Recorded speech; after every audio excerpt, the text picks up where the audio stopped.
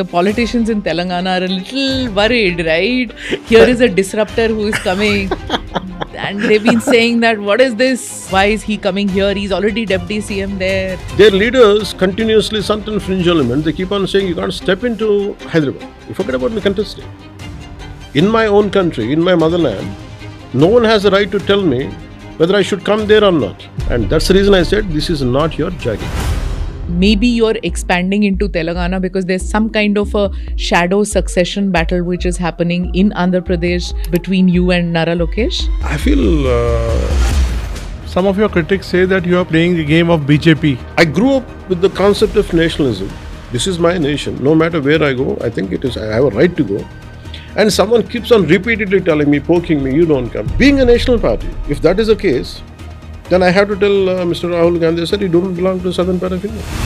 You found the answer to get into politics, not a revolution. I entertained even getting into Naxalites. You wanted to become a Naxal? One point of time when I was in late teens, yes.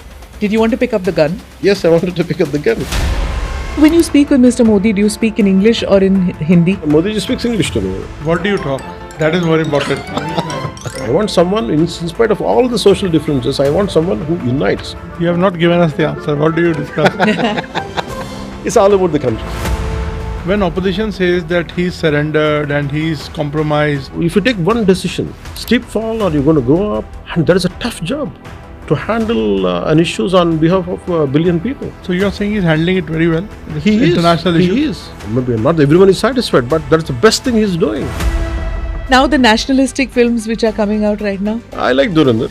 I like one film called, I think, Baramulla. 87 to 88 and 89. In 3 years, I was in Srinagar. A lot of Telugu films used to shoot there. Some hostile situation used to be there. Some people used to call me, hey, why the hell did you come here?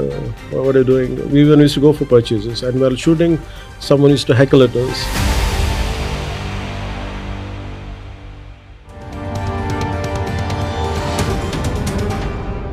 Namaste, Jai Hind. You're watching or listening to another edition of the ANI podcast with Smita Prakash.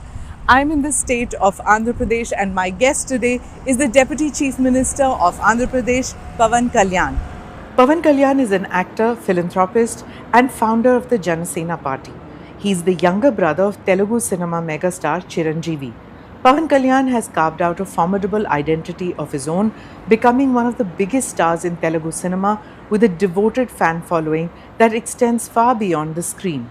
This is Pavan Kalyan's first ever podcast, and he's spoken extensively on his political journey and spiritual pursuits, including some never heard before anecdotes. Thank you, Mr. Pavan Kalyan, for speaking to ANI. Very happy that you're part of the podcast. Thank you, ma'am. So, how should I address you? Because is your name Pavan, or is it Kalyan? And how are these two names? How did you get these two names? No, it was I was named in Tirumala, Devasthanam.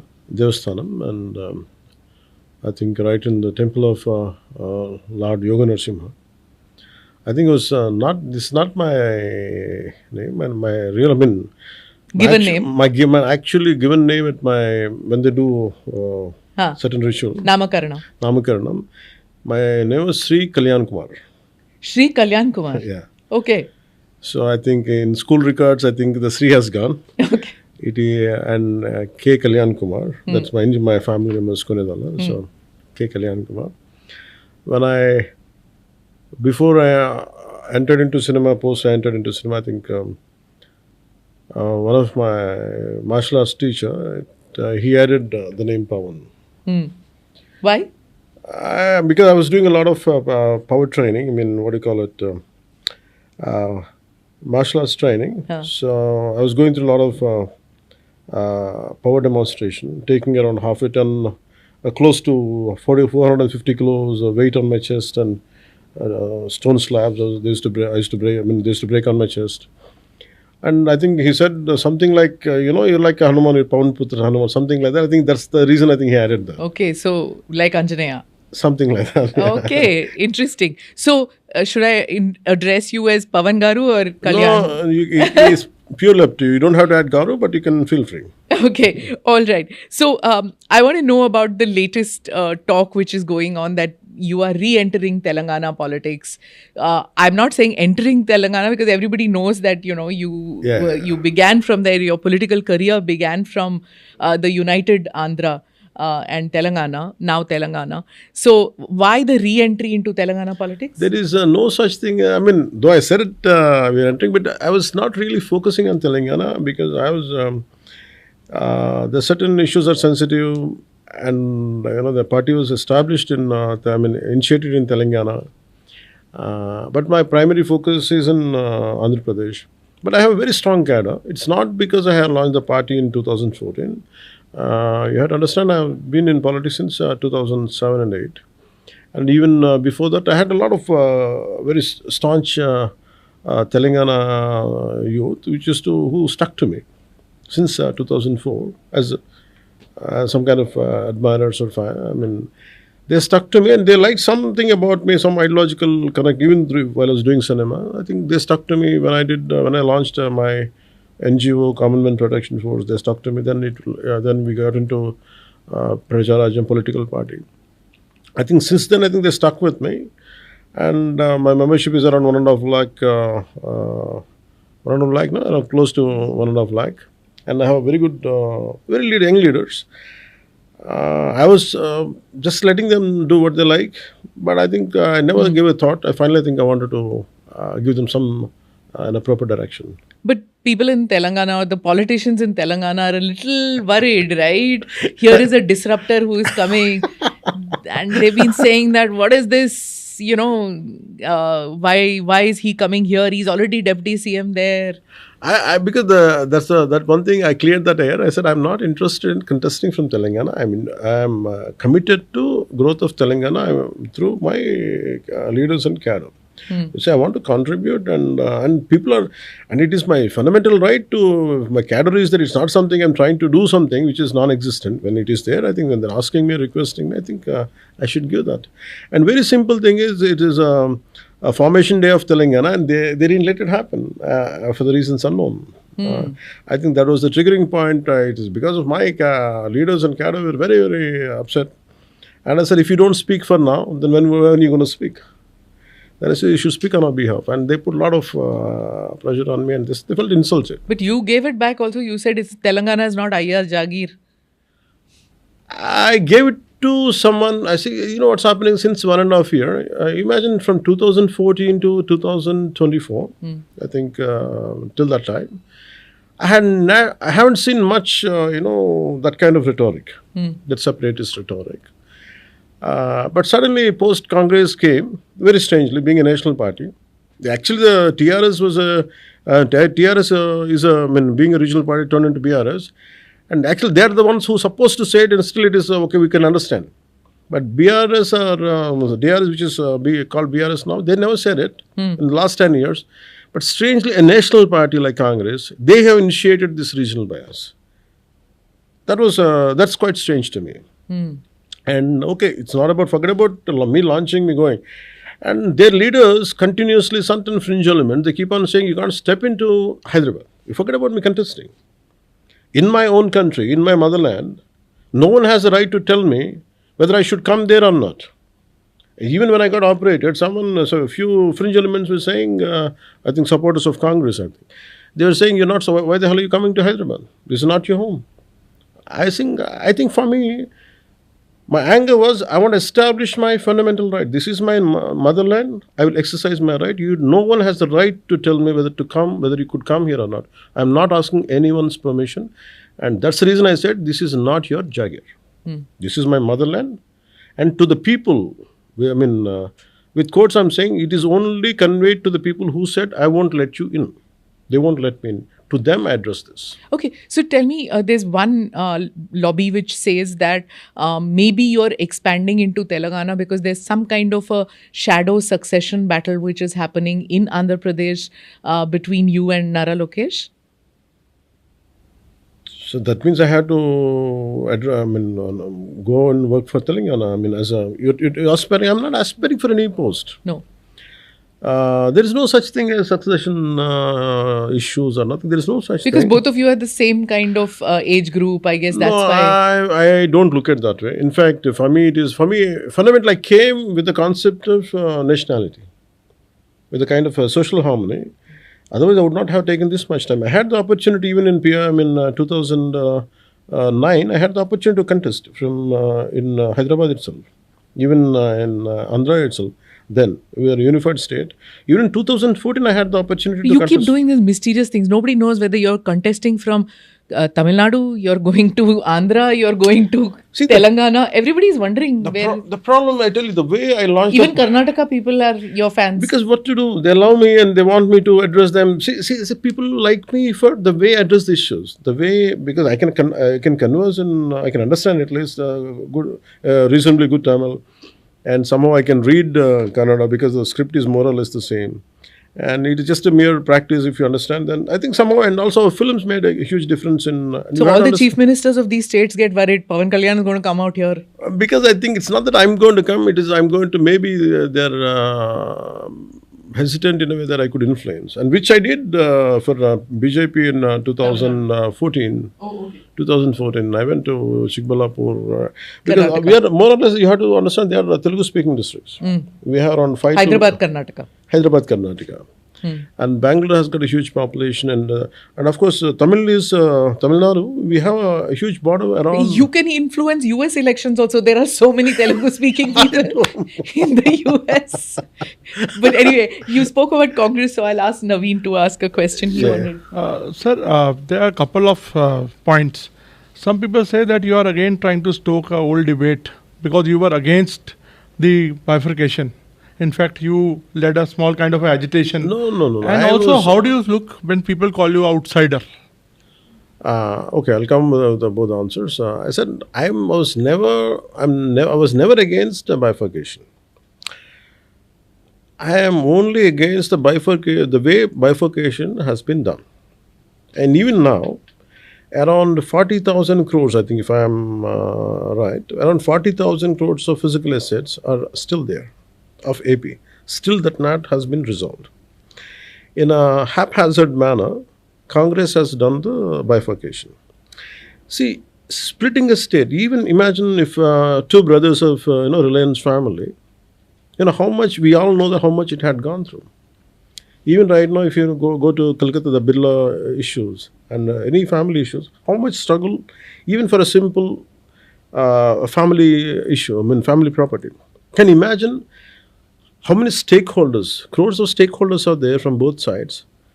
Congress being a national party, they could have handled it more efficiently. They could have prepared people. What each state is going to be lost. I think that part hasn't been done properly. I think my anger is more diverted on that, directed to that. Also, sir, one more point. Some of your critics say that you are playing the game of BJP. What you did here, like you constructed an alliance and you affected a victory. You are trying to emulate same thing in Telangana. No, I'm not trying to emulate that because first of all, I don't have to. For that sake, I think I've been doing it. It's not something I have to do it freshly for that.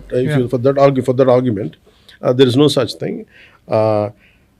See, it started off with parties there. People of my cadre is working there, and we are associated with BJP. It's not something newly had to do an alliance. It is there already.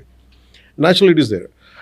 But this debate started or stirred up only because they have been repeatedly saying for the last 9 months to, if I remember, from 13 months onwards, I don't know for strange reasons, individually they're targeting certain people, and including me, and saying you're not supposed to enter. For me, it is like I grew up with the concept of nationalism. This is my nation. No matter where I go, I think I have a right to go. And someone keeps on repeatedly telling me, poking me, you don't come. I feel it is being a national party. If that is the case, then I have to tell Mr. Rahul Gandhi, sir, you don't belong to the southern part of India. I can come with that argument. If you tell me where my home is there, where for decades together, entire people had been, we see it as a unified state at one point of time, and we built homes, and suddenly I have to be an outsider after so many decades. And who is doing it? It is not a regional party is doing it. It is a national party. who talks about, fundamental values, who talks about a multi number of things, and they are doing it. I think that's a problem for me. Mr. Pavan Kalyan, you're very different from many of the regional leaders in the sense that you talk about a national identity. Sitting in, if you're outside the five Dravidian states, five South Indian states, many people have this impression that all the chief ministers and all the major leaders of South India are talking about the South being different and getting a raw deal from North states. That recently the Telangana chief minister said that, oh, the president is also a North Indian, the prime minister is also a North Indian, we get a raw deal. How can you say president is from North? No, she's from, and Madam President is from Odisha. Well, not the five South states. That's what he meant. That Hindi speaking. Moriji is from Gujarat. If that case, I think if you talk about the recent comments of who said it, I think entire country is unified by Sardar Vallabhbhai Patel, who comes from Gujarat, and that too, the Gujarati comes from, it is a western part of India, and their mother tongue is not Hindi. I think the facts are not right, even in that sense. But I think this north-south, if you talk about it, and none can live in this country. And we cannot function, military cannot function. This kind of shallow argument, this kind of dangerous arguments is not good for the nation if a commoner says it. If someone who doesn't understand the seriousness of what this kind of concepts, we can understand. But if chief ministers say that, that has to be countered, that has to be addressed, and which is not right. None should speak. You can address an issue differently. You can reframe your argument differently, but not in the context of North and South. Okay, if you're getting a raw deal, why are you getting a raw deal? There is a way to define the framework on where the argument is based on. I think this kind of argument is not good for the integrity of the nation. But do these leaders of South genuinely believe it, or is it a political narrative which sells with the audience and that's why they are picking it up? I don't know whether it sells it or not, but it's not good for the nation. Whatever it is, you cannot, there are, around 570 plus princely states, we gather, we merge together, and it was such a difficult exercise. And we are killing the spirit of it. And I think even for the namesake, for the political gain, I think such kind of arguments should be snubbed without mercy. See, Mr. Stalin, who was Chief Minister of Tamil Nadu, and Mr. Revant Reddy, many of them are saying that, when the census happens and the delimitation exercise happens, what's going to happen is that the South states, which adhered to the national principles of having small families, population control, they are going to lose out on when it comes to one vote, one person. So do you feel that the South states which adhered to all the advice? See, in that way, I look at, there is a rationale behind what they're saying, the southern state. But I'm saying, the rationale is, where is the need for you to bring South and North? That's what my point is. Okay, there is a rationale behind it, because we adhere to the population control, whereas maybe in northern states or certain states, whatever the states are, maybe they didn't apply it in a stringent manner the way the South applied. But where is the debate of North and South? It is like these particular states could apply. You can frame the same argument. These particular states applied, and we are losing certain seats because of this. So we want it in the same ratio. If you want to increase the seats there, please increase on the same level, increase the same ratio, because we adhere to what then policy was. So you're saying policy. Issue is genuine, but the way the narrative is formed is wrong. That is not. Because there is a rationality behind what they're saying. Okay. This is what I might understand. So, sir, you're part of NDA. So, can we understand that you are not in tune with what Centre has decided on the delimitation? I think Centre has that's what Amit ji said in the assembly, in parliament. That's what he said. Okay, we'll give it in the writing, and that's what he said. Please allow it to happen, delimitation. That's what I think he assured that in the as a parliament. Somehow it didn't went into their ears. You are in a doubt. I am in a doubt. But Amit ji said it. It is on records. But they are not, they are not reconciling with it. Because the problem is, it is BJP who said it because we don't trust you. He said he'll give it in writing. Then what more do you want? Okay. And the ratio. When it comes to fiscal federation, when we are talking about the federal structure, the southern states, many of the leaders say that we pay more taxes than the north states, west and east states, but we get less.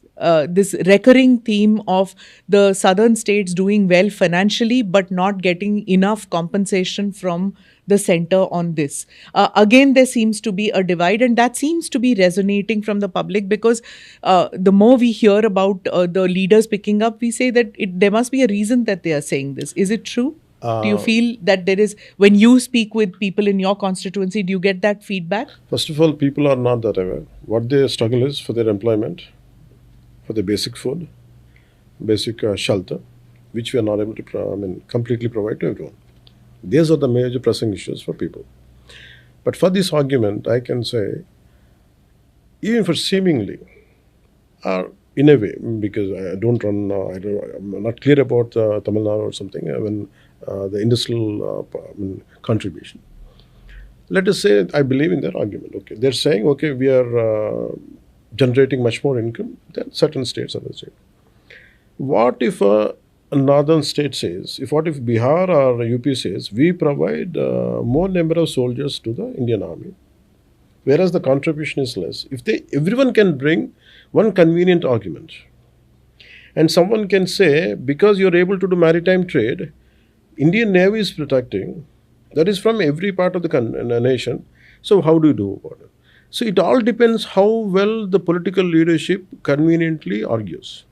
For me, in this argument, are you creating, is it going towards a solution, or are you creating a more fuss about it? I think that's where I think leaders should come. I think that if you ask me, you've been asking me, what my constituency people think. It's not about my constituency. I keep meeting a lot of youngsters. They are irritated with this. First, give us employment. If you say this kind of arguments, we are able to see, and they're having a very well-rounded approach, unlike the leaders. That people who are from 90s born or mid-80s born and the current generation, their thought process is different.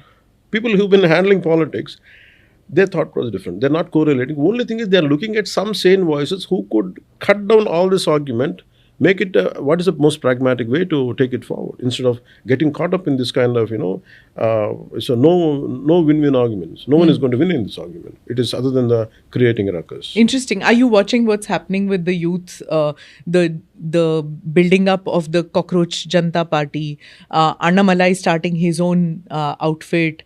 All this is, do you see this, that there is a youth bulge which is happening? Even about you, they are saying that you are tapping also this youth bulge which is happening, which is frustrated with old type of politics. I don't know. I feel one thing is, the concept of Gen Z is more of a very, everyone is constructing as if this argument is suddenly, it sprung up. I feel every age, if you look at 1920s or 1940s, every age, every 25, 30 years, some young generation will come up. They take the thought forward. In 80s, it was there. And in 2000, some generation was there. In 2020, some younger generation will be there. Okay, they have their own aspirations. Somehow, why they're angry, we have to look at it. Okay, cockroaches is the one which stays in gutter. Okay, that means maybe I can understand their pain. Maybe all the people who subscribed, even I was talking to my son today morning, and I was asking the same question. I said, how many of your friends are there? They have a huge group of friends, around 20 people, and asked them how many of them are there. I think 3 of them subscribed. But actually they won't come out. But 3 of his friends got subscribed. They won't come out because they're scared or because they don't want to be activists? See, they want to show their dissent. Or maybe they liked certain things, they didn't like something what happened or something. Maybe they found a platform to show their dissent. But I asked him, I said, it is morely from very limited source. I asked her, last a few, I was like 10 days, I've been asking people, especially youngsters. And I said, are you into this kind of cockroach? What do you think of this? I said, no, we have our own ideas. Not necessarily we align, we have the same thought. We have a different thought. But one thing is, we want politics to change. This kind of cliched politicking has to stop. this kind of regional bias, this kind of destructive approach. We need something. We want people who make sense in what they're saying, not some constantly creating some kind of trying to brew some trouble or not. They wanted something concrete. At least someone is addressing their issues. See, in fact, if you ask me what I've been doing, which I said I'm addressing it, this I had understood. Even when I was a teenager, I had the same anger. If you ask me why did I come into politics, I had the same anger. You were doing pretty well in films. There was no need for you to. But still, I had the anger for society. I had the anger for so many things. I had immense anger towards appeasement. I was looking for answers. I was looking in multiple directions in life. I had some mad rage. I don't know what it was. But it's a directionless rage. But you found the answer to get into politics, not a revolution. No, revolution. I'm telling you, I searched for path to revolution. Even I entertained getting into Naxalites. You wanted to become a Naxal? One point of time when I was in late teens, yes. Did you want to pick up the gun? Yes, I wanted to pick up the gun. Because martial arts, I'm presuming that's do. That's when my brother pushed me into more constructive job, because I had a brother and who could guide me. And I said, where is that mad rage coming from? And I said, I'm talking about injustice. I think we should go this. And I said, he was very worried. So he dragged me, he made me to expose something. Then finally, I think it was, if I look at it. How long did that period last? It lasted for quite, maybe since 17 to 19, 21. Yes, quite. That was an age which you can jump in. Did you get influenced by what, Mao or who? I didn't get influenced. Don't tell me Arundhati Roy. Oh, definitely no. Definitely no. By then, I think I was mature. By the time Arundhati Roy came, because what is a major book? When I was reading, I was trying to understand the caste, caste, all the issues. It was like, you have to understand, I'm a 80s teenager. And there is still South African apartheid was there. And, unified Germany was there. Still the Cold War reflections were there. Perestroika was yet to happen. And LTT movement was there in Sri Lanka. And I had seen, the reflection in the repercussions. We could feel it in Chennai. And Telko Padmanabhan was killed in Kodambakam, I think, where we used to go for tuitions. So all these things were, it was a very, even, for example, I was in school where Khalistani militancy was happening. So it was like, that age I was more, Kanishka bombing happened. So my mind was exploding with many things. And we being a very politically active family because of both of my parents and my family. And I think I was more active in my family in politics. I don't know, for some reason, because of my father, I think. So I was going crazy, and I thought solution for it. Then I felt, I got attracted for, at that age, what you feel like, you want to pick up. Normally, you'll have some kind of injustice happening to you. You want to fight for it. So you have a certain strength, but you cannot create. So you want to get into some kind of momentum. You feel, when especially people go with the lathis, with the red flag, you feel very energized. These guys have the guts. Let me go to that. So, but I entertained, but somehow. Did you go for any meetings of the Naxals? I didn't go for it. Definitely in Nellore and all, and certain meetings. I used to go for a lot of, Jan Sabha. Jan Sabha, people used to go, the students used to come, they used to, very small gatherings like this. They knew who you were? No, hardly they knew. I think till I became an actor, nobody knew who I was, and nobody knew. I used to look at it. Then I got exposed to, I used to read a lot of, quite good books. I used to seek answers. I think I read M.J. Akbar's Right After Right. I want to do some documentaries, but then I want to get into, I used to go to Bombay, by then Bombay, it was a Bombay Short Film Festival. I want to do some documentaries. I think I was experimenting every damn thing possible in my life then. But I felt it was not giving me a completeness to go into it. So I stuck up there. But I was angry. So I think that's where my brother came into picture. I think he started, he said something. And he said only one thing. If your brother is not Chiranjeevi, if you have responsibilities towards your family, whom, based on your salary or hard work, if someone is dependent, would you do the same thing? I don't have the answer. I didn't have the answer then. I kept quiet. It set me thinking. Then I went into, okay, what I have to do now at the age of, then I started actually thinking about it. Then I went into some kind of acting classes. Then actually before acting classes, I was, after my brother said, I went into some kind of spiritual journey. Tell us about that. I was, so finally I said, okay, how do I get strength myself? So I want to be strong. I want to feel, very energetic. And right from my childhood, I had two parts of my life, right from my childhood. My father was a communist at one point of time in the Unified Communist Party. He was a member. He went into underground to escape from police. I think finally he was kept away and finally he got into a police job. He was recruited as a police constable. Finally he retired as an official. And later he was an atheist, but he became a great Ram Bhakt. So the socialistic tendencies and culture both were imbibed in me right from my childhood. They are not separate. Conflicting traditions and all came in. It came as one wholesome unit for me. I never felt, because my father was like, he used to help. We had the same socialistic tendency. He used to help whatever the salaries he used to get. But during Kartika Masam, he used to do for 1 month, whatever the duration, entire duration, he used to do Ram Jap. So it is a part of me. It is not something suddenly I, borrowed or I'm trying to put the garb. So from then I had the both inclination for, my father was a great devotee of Ramakrishna Paramahamsa, Swami Vivekananda and Sharada Mata, and a great devotee of Babaji and Yogananda ji.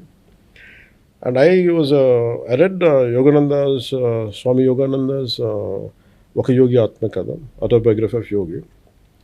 I think somewhere I got influence. I liked the concept of, in that story, in that biography, I like Tiger Swami, one particular yogi, who used to, with bare hands, he used to, put down tigers. And with his spiritual energy, I think that caught my attention.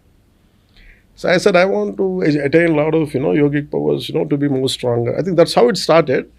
But I got into different, parallel I was going through, this militant approach, and also I was, spiritual. I don't know which phase is what, which the sense, 3-4 months this comes, and 6 months, another 4 months that comes. So it was intertwined. Many lives in one. So I was going through one part of time, I used to go to yoga, so I was doing both. Finally ended with, after my brother, I was seeking solace. I went and landed up in Tirupati. That also told my brother some, because I said I wanted to leave. I wanted with one of my friend, I want to go to Sri Sailam. Taking cue from Yogi Atmakada, biography of Yogi. I want to be in search of all the saints and all. I want to go to, our nearest point was Sri Sailam. One night I was about to go with my friend. We packed bags and all. I said, we'll go and just come back. Then my brother called me. I said, I will introduce someone and come to Hyderabad. So I went there. It was a winter night. Then her name is Rajeshwari Yogini, and she was a teacher. Yogini, she used to introduce me, inducted me into one spiritual path. It is the cult of Sri Ramlal Prabhuji, and she did Siktipatham for me, and I could feel that that meditative state I got. After that, I went to Tirupati. I stayed there for, I think, a few months there, time to time. And I was quite happy. And I said, I don't want, all my confusion has gone. I don't want anything in my life. I was quite happy. But my brother called me. I said, your brother seems to be coming at very important stages in your life, right? My brother, I said, where this fellow is? And I said, you're not simply, I'm not able to see you nowadays. I said, no, I said, brother, I don't want anything. I'm happy. I don't want any equipment. He said, you're becoming lazy again. One point of time you are with wild rage. Today, in the name of enlightenment, I said, in a way I told him, I'm quite enlightened. I don't want anything. I'm happy with myself. Then he said, will you say the same thing if you achieve something, and I say I'll believe your words by achieving something and say it. Then I believe you. It is a true realization. I agree. Then I said, no, I'm going to prove you wrong. Actually, my brother triggered the right point. I wanted to prove him wrong. Then I got into cinema. Have you realized that he knows exactly what to say? How to catalyze you into action? Now I realize. I did. Or am I giving you this gyan? And very recently, I think, not even few months back, I think, hard to say, not even 6 months back, I asked him, I said, you know what you did? I said, I still am the same. Actually, I counted him, and I said, Anna, do you remember what you said then? I said, well, and he was clueless. I said, did I say that? I said, yeah. I'm telling him still the same person. I'm not attached to something I was saying it. I said, maybe it's okay, good things happen to you, so shut up. That's what I told. So, but you stayed spiritual when you were in, such a great film star and then in politics. Is it difficult to keep that spiritual side of you alive? I don't know.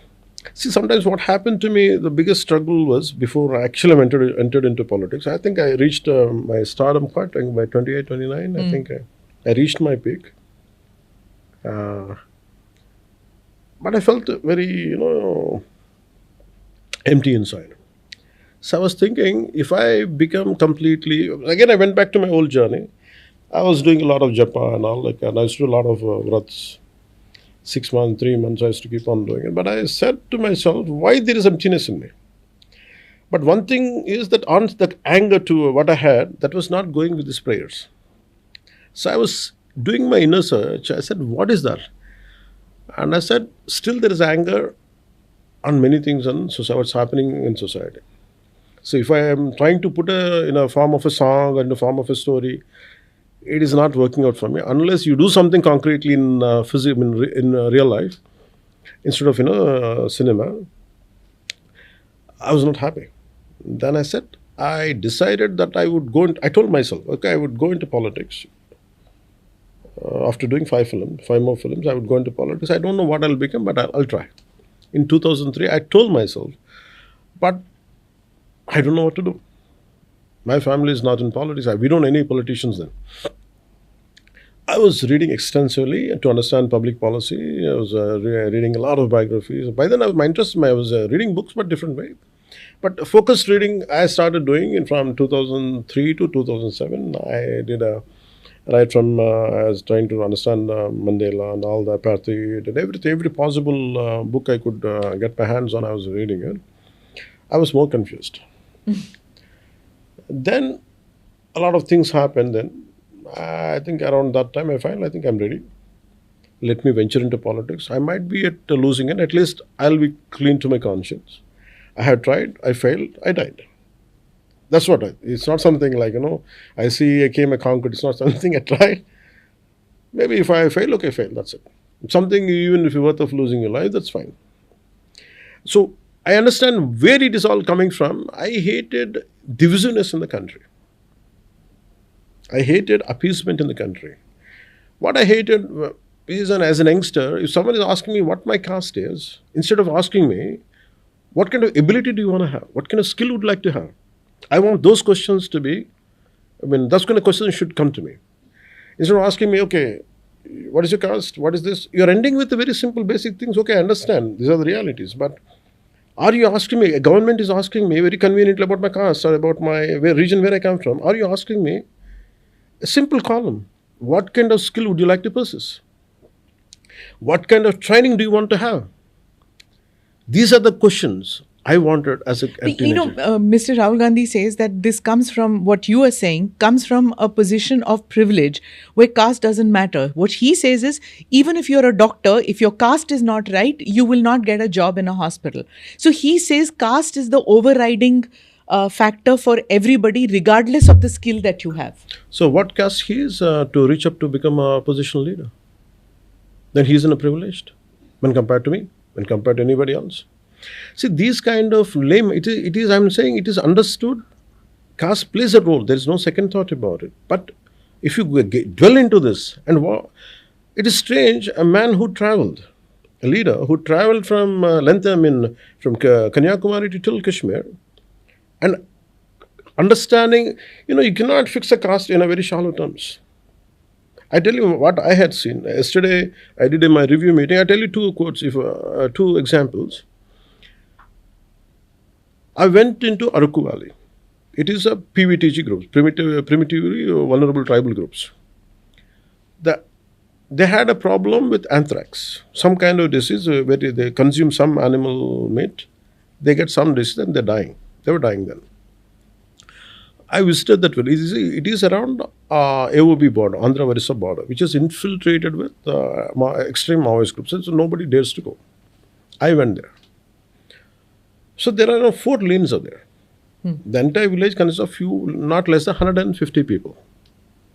150 people. It is PVTG tribes. One lane is little elevated place. One is 20 feet away, above the ground. One is little 30 feet down. The maximum is around 150 people.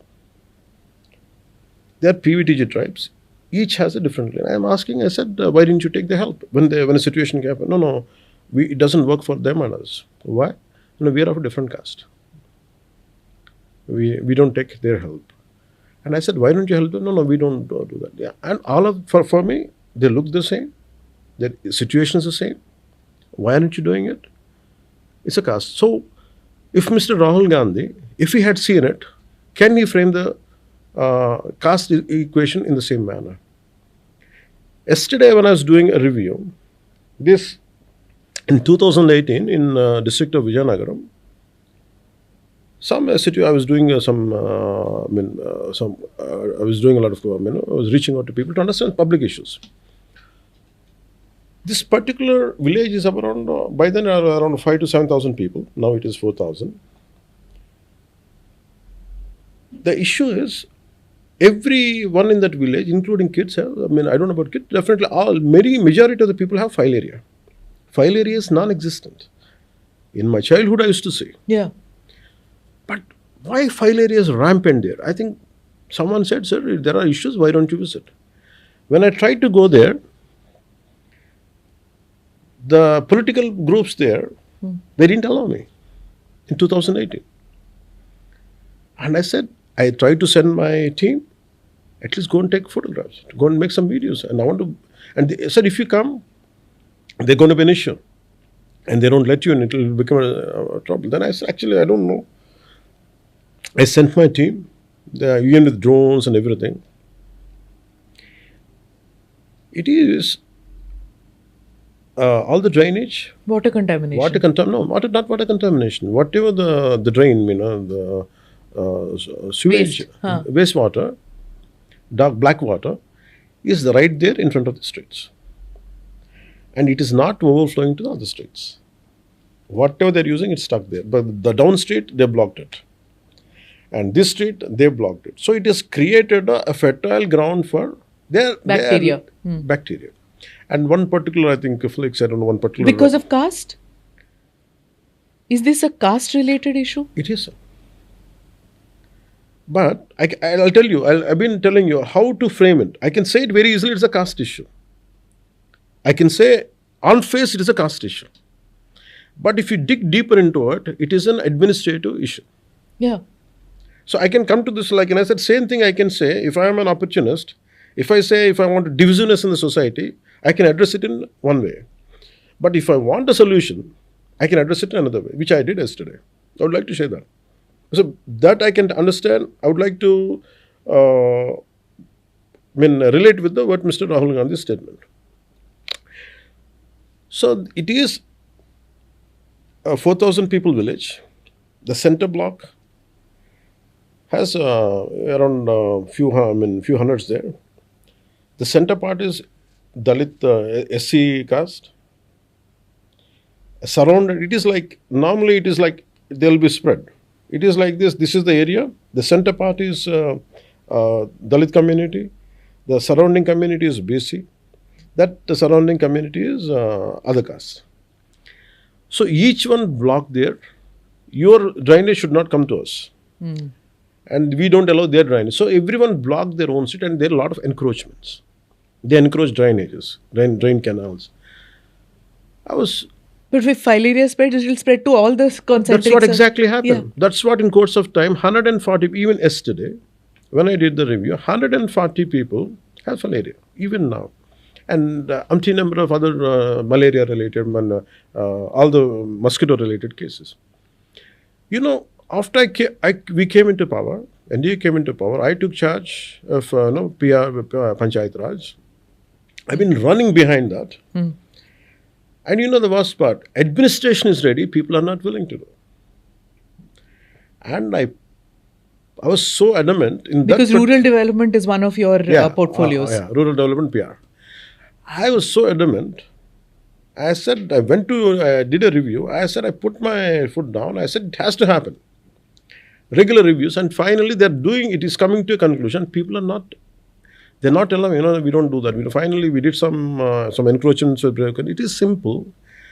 When the Panchayat layout was happening, they could have simply, you cannot encroach canals. They could have spaced it out. Okay, I cannot change the caste concept. This is a entirety of India, it is there. But what is there in the administration? You can regulate. You can, you say this is an encroachment. You can, and we did that. And 24th, I would be going there. And we cleansed everything. And we are almost around 70% has been done. Another 30% would be done. Even Godavari cleaning is something.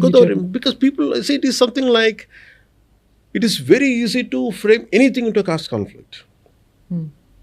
If that is if you say, again, the problem is with Mr. Rahul Gandhi, again coming to it, even you have to be a doctor, this kind of argument comes into it without knowing the deeper context of it. I think it is not right for the country because you haven't understood the grassroots, what is happening.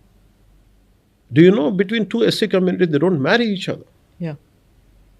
Because these are my people whom I know well, who are my ardent admirers, and I keep saying them. I said, one of my, people who are very close to me, he comes from Madhika community. And he said, he married someone from Mala community. And for a long time, both the families shunned them. Yeah. Both are SC communities. So the problem, divisiveness or caste division, it is not confined to this social group to that social group. It is rampant. I think leaders should think, especially who want to handle the national politics, who want to be a prime minister, I think you have to have a more broader concept, a more deeper understanding. Not at the surface level, see to one or two cases. I think that comes from a lot of, shallow approach. That's what I feel. Sir, what are your views on freebies? The freebie thing is, a lot of economists are saying that it's killing our economy. It's good politics but bad economics. And actually our, exchequer is suffering because of it. And a lot of people are saying that it is hurting the middle classes mainly. So, and you also gave your views on freebies, sir. I recently heard about it. So, will you elaborate, sir, on this? Freebie, I think I have an idea. But I want to frame it right. I don't want to be... It's because it's a welfare... The controversy is a welfare measure. I think, as I said, again, there is a lot of social backwardness. A lot of social backwardness is there. And specially abled people, individuals are there. I think they should be reached. We should reach out to them. Whoever is at the, more higher earnings, I think we should give them. There is no second thought about it.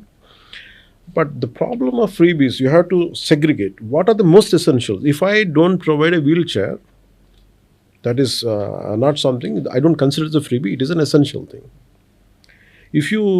When someone is not able, welfare hostels, you have to provide them food. That is not a freebie.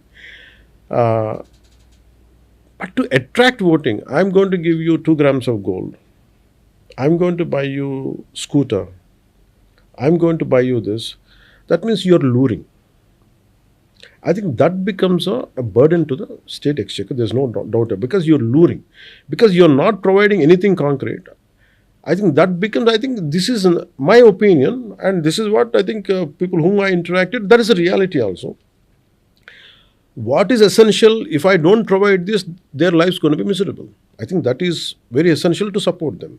So you have to differentiate. When you say freebie, you cannot generalize. You have to segregate. If I say for me a freebie is, if someone promises gold, that is an electioneering strategy. you're robbing the state exchequer. You don't have to mince words for it.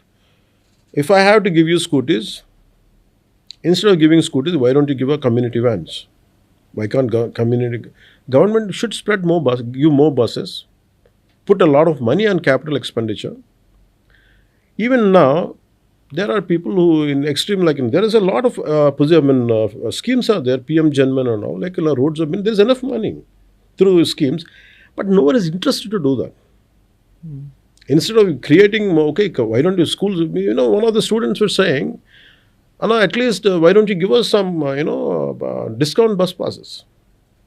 They don't, okay, we cannot write, but I say, why don't you give us some kind of discounts for school bus, which we had as a kid. Yeah. I think this has become a competitive madness. I think definitely there should be somewhere, I think we have to, it is not about one political party. Everyone is doing it. Everyone is doing it. All the political parties should sit. Like you can't compromise on integration and integrate of the nation. There is a no-go zone, that can be uncompromised. In the same way, freebies also, everyone should come to some kind of understanding. They have every discussion, north, south, all the kind of division, except this. They have to sit and they have to talk.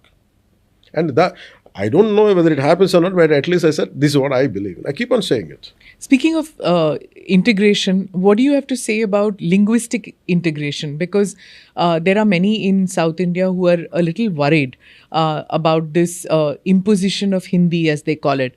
It isn't just state imposition of Hindi by bringing it in the syllabus. It's also manifesting in cultural and social aspects also, because there are a number of migrant laborers who come in from North India, Hindi speaking areas, states, and coming into the South because there are jobs out here. So they are speaking in Hindi. Whereas what is happening is that people from South India say that this is imposition of a different kind. So double imposition happening, one via the state and two culturally. I don't know. I find it quite strange. When I grew up, when I was in school, we had Hindi. Hindi was a second language. And when I went to Tamil Nadu, I learned, started speaking Tamil. And here, language is something, I don't know when language was why language has been weaponized, why it has become a political weapon. And strange part is, forget about the language, even the dialect is becoming a weapon. So, and I think the more political insecurities are there, I think the more vertical they create, I think. I feel language is an essential tool just to communicate better, for a better performance or for a better well-being. Hindi is something like, if there is an intent behind it to impose my culture, in India, whose culture can be imposed on the other? It's impossible. I grew up in Chennai for a good time, but I said learning Tamil didn't undermine my own Telugu identity or Telugu culture. I don't know why language should be should be weaponized.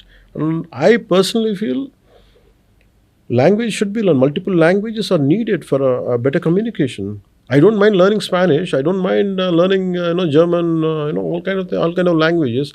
I said, your neighboring state. Forget about Hindi. In fact, the three-language policy I wanted to learn because I wanted to understand my own Karnataka.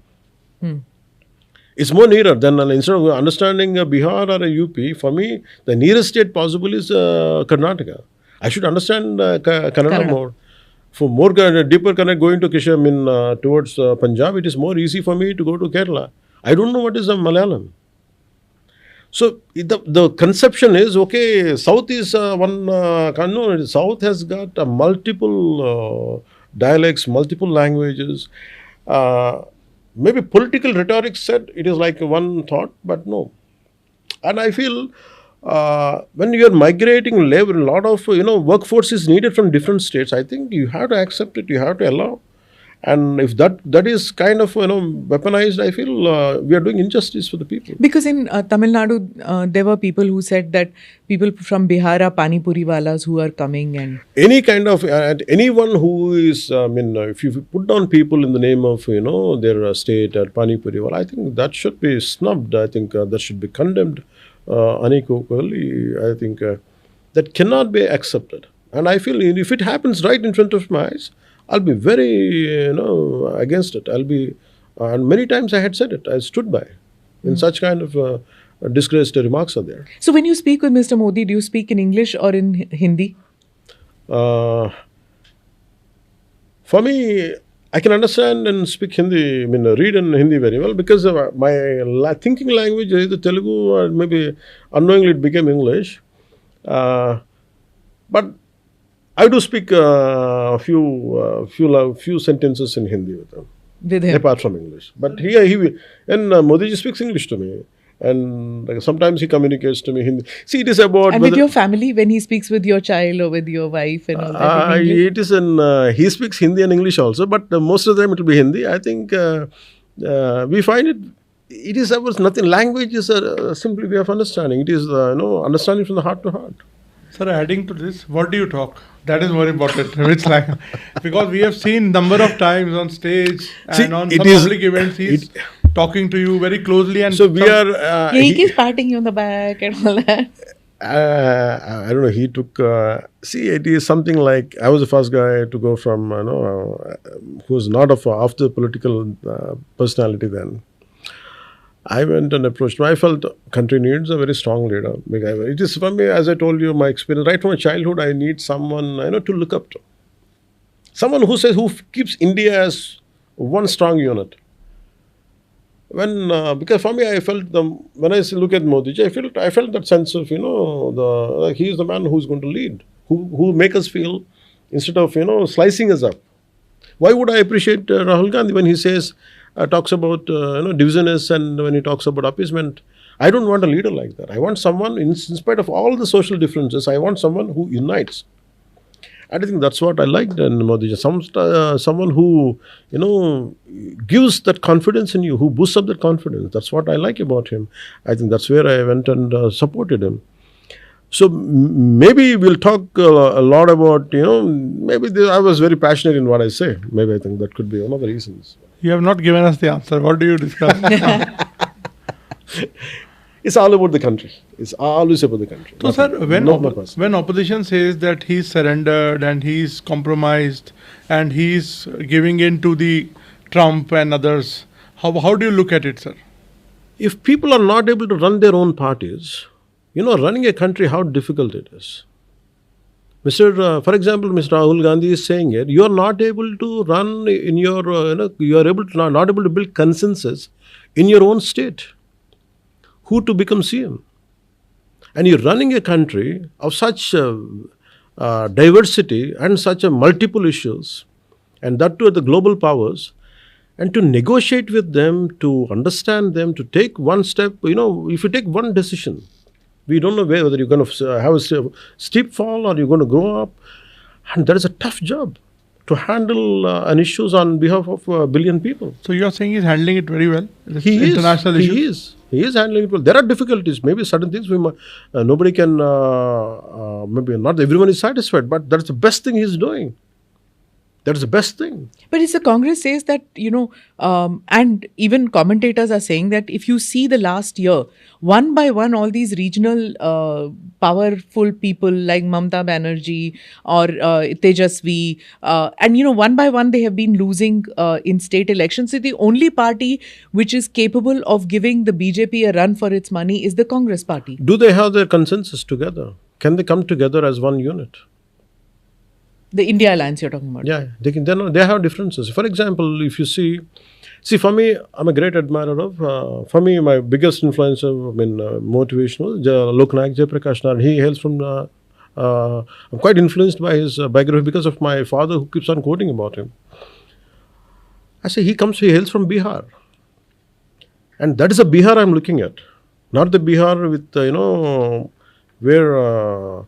Shabuddin or this kind of people rule and kind of criminality, and in that way, when compared to that, where can they compare Modi ji with that kind of situation? For example, you talk about West Bengal, and when they say about West Bengalis suddenly they have a cultural pride. We understand Bengal more than anybody else. Then I would like to answer them. Then I said the entire India was energized by the leaders of great men from Bengal who hailed from Bengal.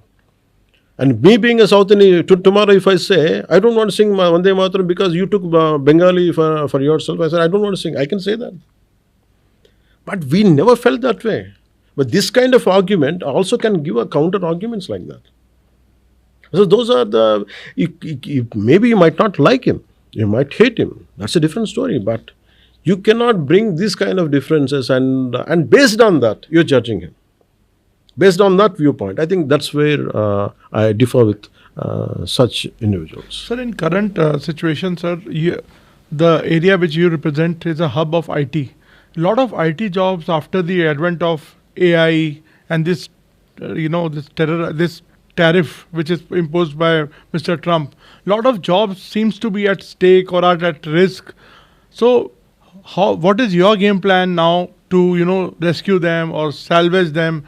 And also, are there any plans for brain drain? GCCs coming up here. So it is like the first hit will be around jobs around data operator 60,000 below jobs. I think it will have an impact. But I see in every adverse condition there's there's an opportunity. For example, when entire national banks were digitalized, records were, everyone who are doing bookkeeping, they didn't like the digital bookkeeping. I said we're going to lose our jobs. Entire banks were on strike for a long time, and especially in late 80s, I think. Late 80s or early 90s. I think every technology, shift, there will be some kind of paradigm shift will be there, some kind of loss of jobs will be there. And how leaders are equipped, how majorly political leaders.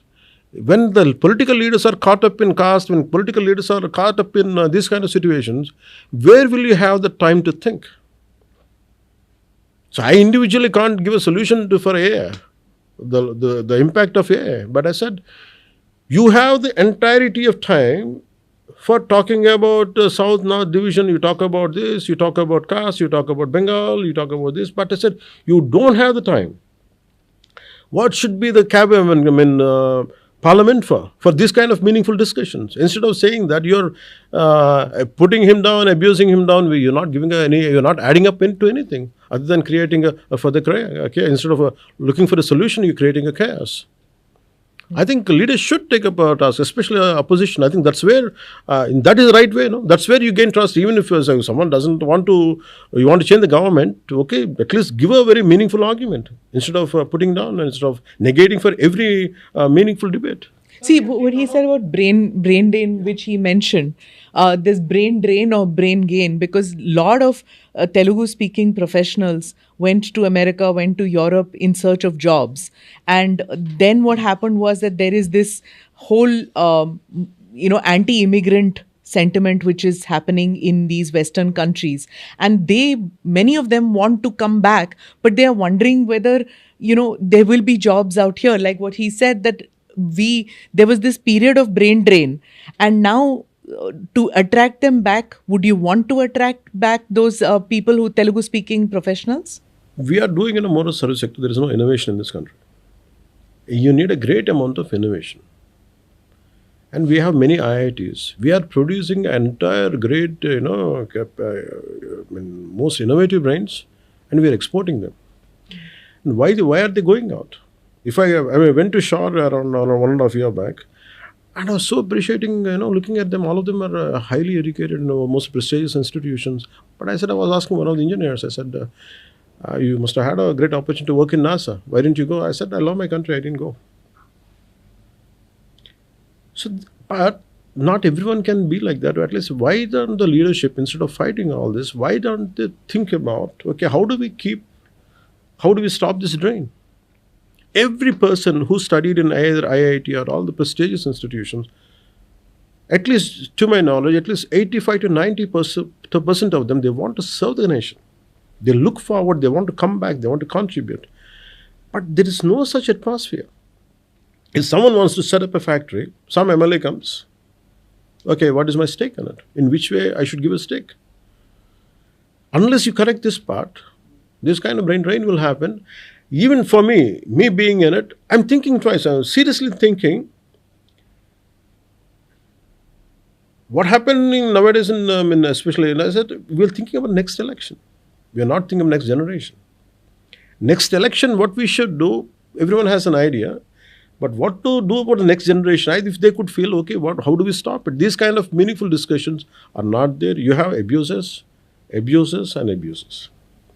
This is where we are lost. And I am trying my level best to make sure something would happen. I wish for it. I am working towards for it. But I'm an individual. I think some of them have come back and working in their party as well, we have learned. They did. Today, if I stand by, it's only because they left their jobs and they came here. They want to do some business when they were earning a huge amount of money, but that's okay, we'll come back and we'll do it here. I think that's how the energy came. I gained from them, a lot of people. Mr. Pavan Kalyan, one Telangana youth was shot dead in the US just yesterday. Yeah. A very tragic incident, and we don't know if it was a hate crime or not at the time of doing this interview. But there have been hate crimes against many Indians because there's this anti-immigrant sentiment which is gaining ground.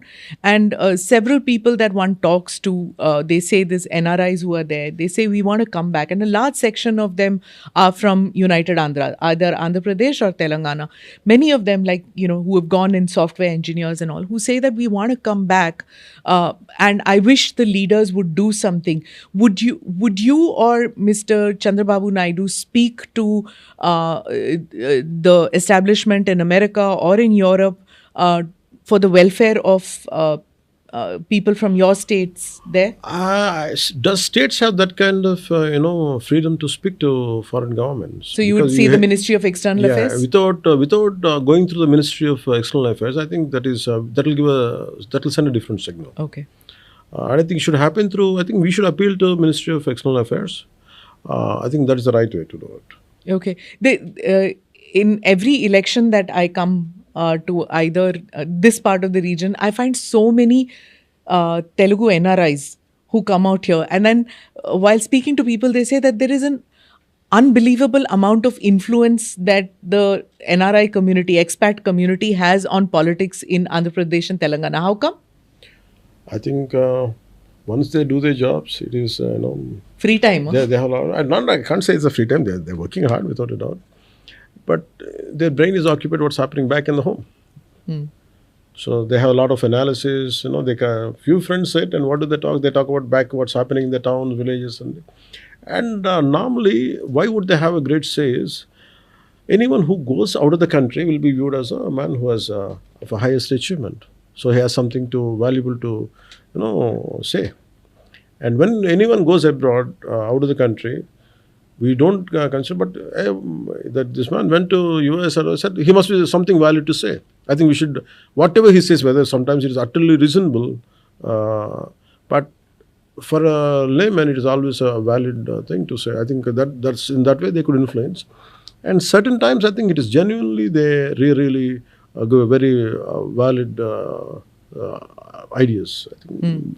So you're appreciative, you don't see it as interference because they've got no skin in the game. I mean, in the sense that they have no stake. I think I don't like to generalize anything. There are always, there is a certain downside will be there without a doubt. But certain people do it, certain people will be abusive, we understand. But a majority, they want to do something if you look at it. What kind of investments would you want them to put in the state? Innovation, not in real estate. People are, we have become... Everyone wants to get into real estate. They don't want to work. They don't want to innovate.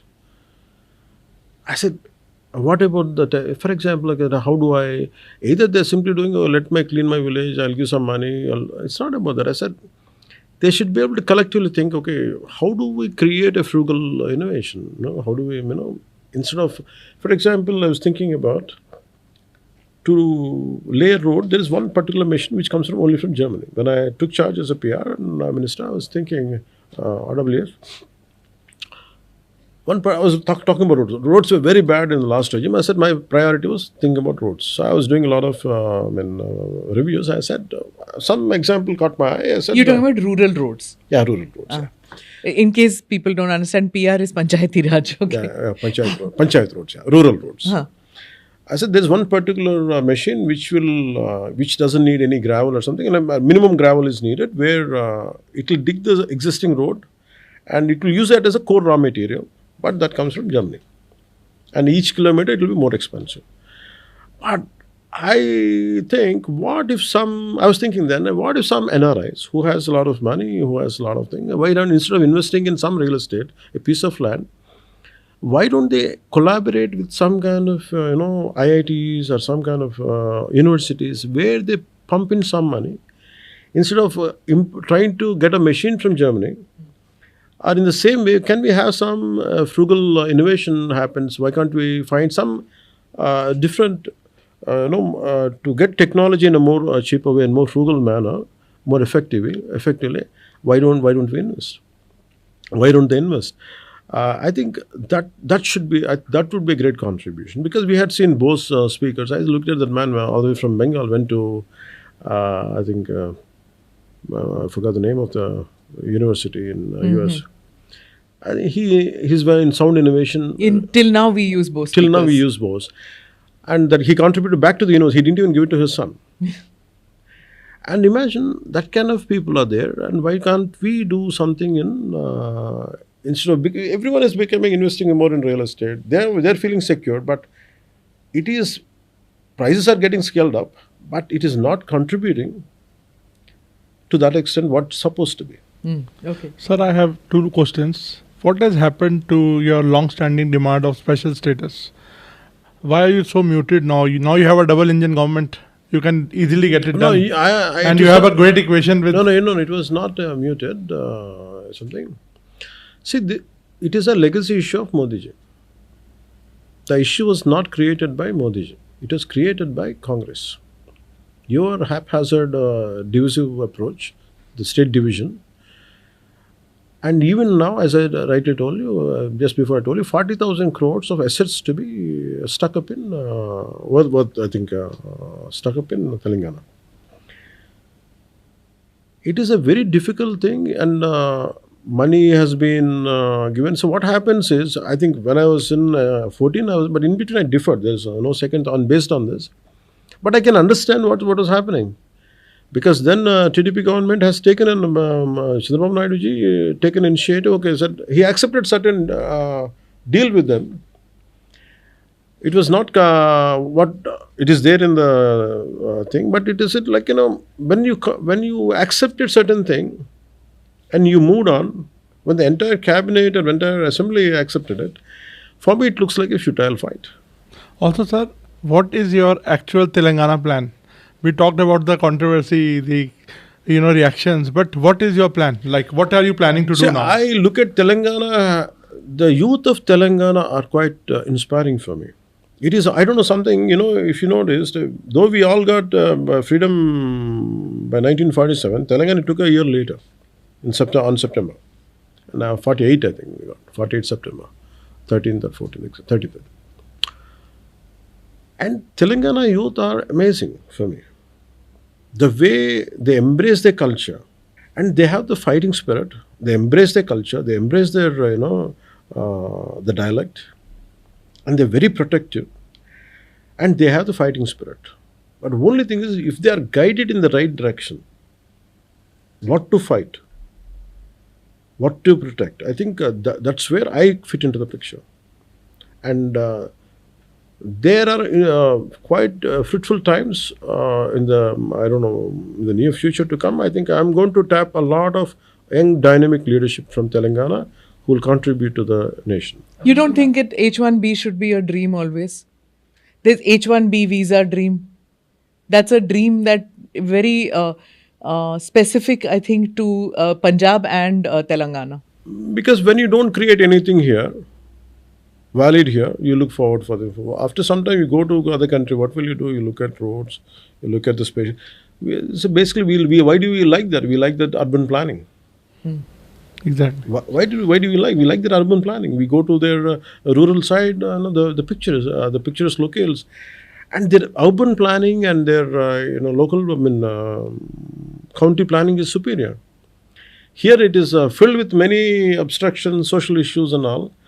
I think that is the first thing I look forward. And also, when you have opportunities, when truly people go there, when you truly go through there, the kind of comfort I get in my own country, compared to that, majority of us feel we are more comfortable in our nation.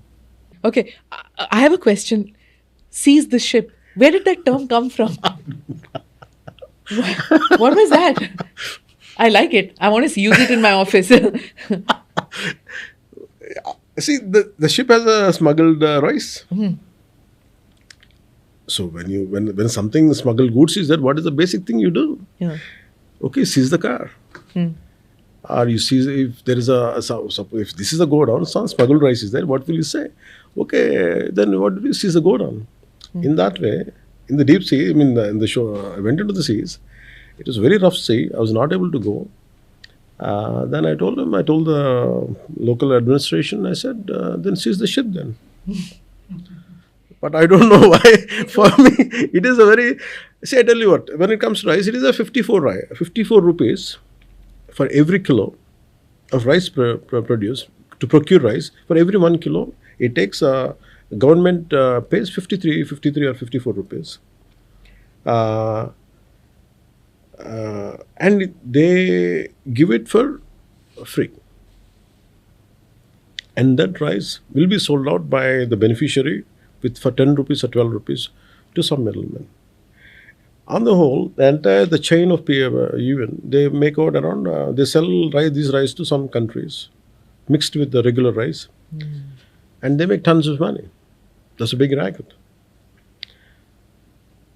And I fought for it and all through these years. And suddenly when it happened, I went and checked. There is a rice is there, PDS, a public distribution rice. For me, that's why I said, seize the ship. Okay. And we seized it for 3 weeks. And we brought down the rice back to, we unloaded the rice. And the ship went off. So this 1 hour conversation that I've had with you, it seems to me that to a large extent, something triggers anger or rebellion in you, and you take the next step towards that, towards achieving the next goal. What is angering Pavan Kalyan these days? Say it again. Whenever something upsets you or angers you, you take the next step in your career. Whether it was your move towards martial arts, whether your move towards spiritualism, whether politics, whether films, something propels you to it. So what is angering you, or what is the next big thing that you want to do, and why? I don't plan my, these moments. I don't plan my next Or should I ask your brother? Maybe my brother is the right person to ask. Nowadays, I think I'm quite peaceful with myself.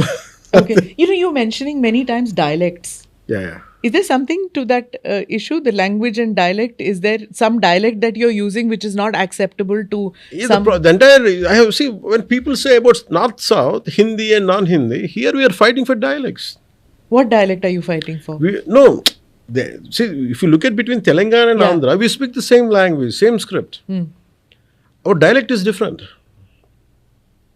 And I speak, for almost for 30 years plus I was in Telangana. I grew up in formative years in Telangana.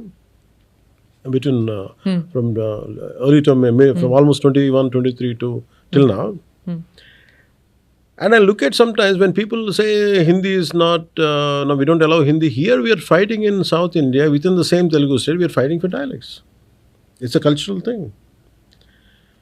But when you acted in films, did that dialect matter at all? In that way, if you want to produce of any film, even in English or Hindi, whatever is majority, even if you look at print media, use the regular Telugu.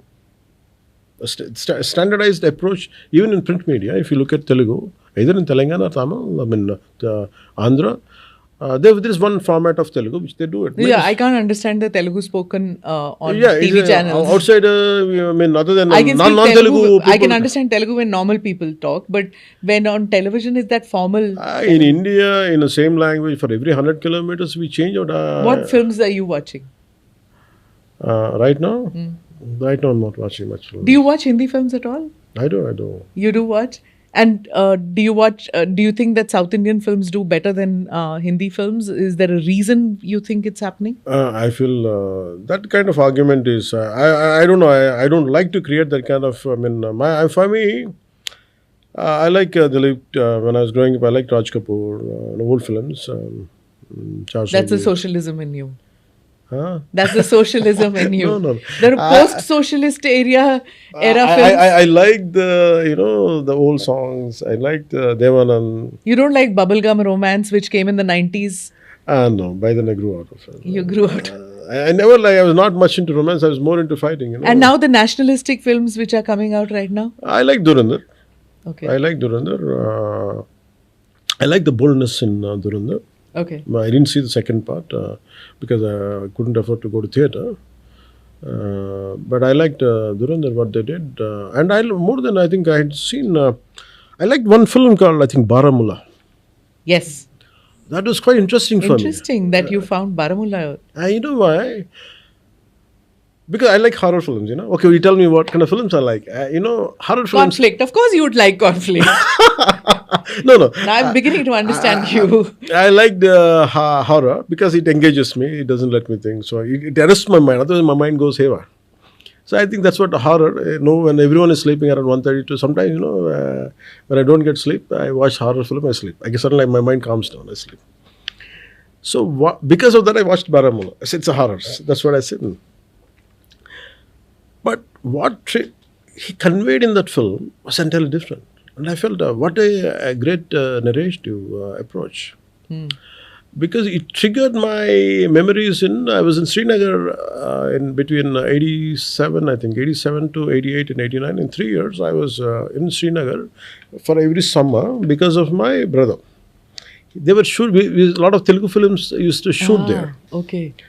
Maybe two of those films were our own production. I was also working as a, Assistant. Some kind of Gopher. Though my name as an executive producer, actually I was doing very manager job. I used to go to Srinagar main lane for purchases. I think all those things triggered in me, and by 89, I think one of our line producer, I think is, I don't know. I thought he was I never realized he was a Kashmiri Pandit. I took him as a Kashmiri Muslim. And I think 89, I think so many times he used to come for my rescue. Some hostile situation used to be there. Some people used to call me, why the hell did you come here? What are you doing? We even used to go for purchases. And while shooting, someone used to heckle at us.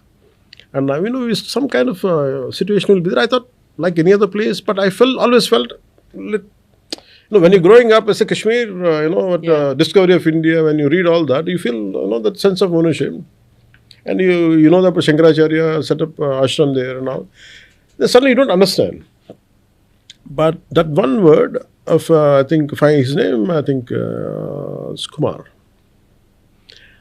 And he said, by then my name was, I was not known as Pavan. He said, Kalyan, it's going to be difficult from next year after, I think this is going to be last year, he said. Wow. I said, why? Well, things are, Mohalla, things are changing. Badal gaye, and I said, we don't know what's happening. Yeah, the 90s were coming. 89, I think. Yeah, because 90s was a bad period. Yeah, 89. I think that was the reason why I've been very closely watching that. I felt the Kashmiri Pandit suffering and all. I had seen it at a very initiative stage. That little tremors were there. I had seen it, and he said it. Then I asked him. I said, "What's happening?" I said, "Pandit, it's becoming difficult. I don't know what's happening in our areas. And all this, I don't know what's going to happen." And he was very grim about it. I don't know, third year, I kind of hostility, I went there, I had gone through that period. I said, I don't know, I was, I don't like when someone tells me, get out. I think that one painful thing. I think that's why I liked Baramulla. Okay, that's where I would like to sum up. Yeah, I know. We're talking about Fit India and how Indians, obesity is a major, major issue in the country. And again, Naveen is being shy in asking you, but what is your fitness regime? How would you encourage people to? For me, I feel, as I told you, my inspiration right from my childhood was one is Kod Ramurthy from Vijayanagaram, who was a wrestler. He was known as Kali Yuga Bhima. And he used to break a lot of chains and, used to put a lot of... That was one inspiration as a kid in school. And second was Tiger Swami. Okay. From one yogi's autobiography yogi. I feel physical strength is very, very essential. So what do you do for it? For me, I was into karate one point of time. I learned, I was exposed to wushu. I went into kickboxing. Would you ask women to also get into? Yeah, I firmly advocate that. I think once you have a physical strength, a certain martial arts skills, you don't have to pick up a fight, but you'll feel confident. And is there any age, like you would say, that middle-aged There women is should no also? age. Okay. No age. We should all get into it. So I was into Iyengar yoga. I was into, in Tirupati, I was into regular other yoga. Then I had a Bihar yoga school from, I had a teacher then. I was into yoga, I was into then, but because of my multiple injuries, not injuries, my discompression, I have around 10 to 11 discompressions. Because of that, I think latest I had to go into Pilates. Okay. That's helpful. I used to go to Bangalore. Sometimes my teacher comes here. And Okay. Last question about your ring. I have to ask you about the ring. What is this? It looks like it's some directions. It is a kurma. It is Kurma avatar. Kurma avatar. Of Vishnu. Vishnu, and it is Sri Chakra. And is what? Sri Chakra. What is Sri Chakra? Whose? Sri Chakra. You don't know the concept of Sri No, Chakra? I don't know. It's Okay. astrology. No, Sri Chakra is The human body's chakra. Yantra. It's entire cosmos. Okay. It is called Sri Chakra and Kurma. Why Kurma avatar? I don't know. I have my guru who keeps praying for me and who keeps giving me this. Do you believe in astrology? Is that? I feel mind is more powerful. Are we governed by the cosmos according to you? The gods seem to be Cosmos- saying it while I'm asking you. It's raining. See, it's a cosmos. It's a free will. It is like this room. We have boundaries. And within this room, within these boundaries, what we do, that is free will. Definitely, there's impact on planetary position. There is an impact because 70% of body is water, and it will have an impact on our thinking, and behavioral changes will be there. And the impact of basic dark moon and full moon, we can see the low tide and high tide. So when we are 70% of water, and it will have an impact on us. I feel I used to do a lot of ekadashis. Now I don't do much. To a great extent, I used to do a lot of prayers, japa. But nowadays, more because of it, I made it very simple. Okay. Anyway, on that note, thank you so much, Naveen, and I wish you all the best. Thank you, ma'am. Thank you. Thank you, sir. Thank you for watching or listening to this edition of the ANI podcast with Smita Prakash. This episode had been filmed in Andhra Pradesh. Namaste, Jai Hind.